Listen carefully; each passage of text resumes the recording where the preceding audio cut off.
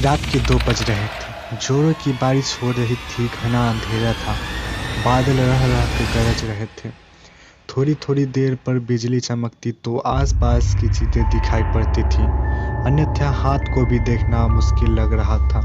झारखंड के घाटशिला स्टेशन के बाहर रामदीन अपना ऑटो लगाए सवारी का इंतजार कर रहा था।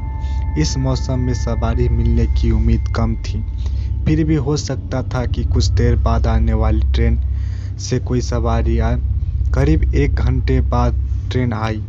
थोड़ी देर बाद बिजली चमकने पर एक 18 से 21 वर्ष मॉडल लड़की कंधे पर बैग टांगे बाहर निकलती दिखाई पड़ी।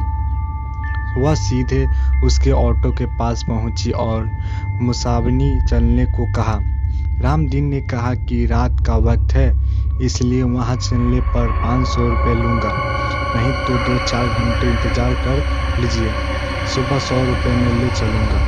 लड़की बोली, अभी 200 रुपये रखो, बाकी वहां पहुंचने पर दूंगी। रामदीन ने ऑटो बढ़ा दिया। करीब आधा घंटे बाद वह गंतव्य तक पहुंच। एक मकान के बाहर लड़की ने गाड़ी रुकवाई और घर से पैसा लाने की बात कहकर अंदर चली गई। काफ़ी देर तक वह नहीं लौटी तो रामदीन ने अकेले बैठे बैठे परेशान हो गया। उसने घर का दरवाज़ा खटखटाया। काफ़ी देर बाद एक बूढ़े ने आंखें मलते हुए दरवाज़ा खोला।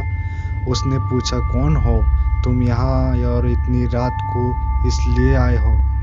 रामदीन बोला, जो मेम साहब थोड़ी देर पहले आई है, उन्होंने मेरा भाड़ा नहीं दिया है। बूढ़े ने आश्चर्य से उसकी ओर देखा और बोला, यहाँ तो कोई मेम साहब नहीं रहती, मैं अकेला रहता हूँ।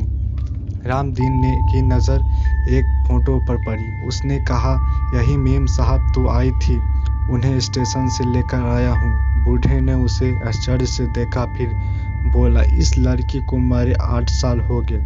देखो फोटो पर माला डाला हुआ है, यह मेरी पोती थी, ये कैसे आ सकती है?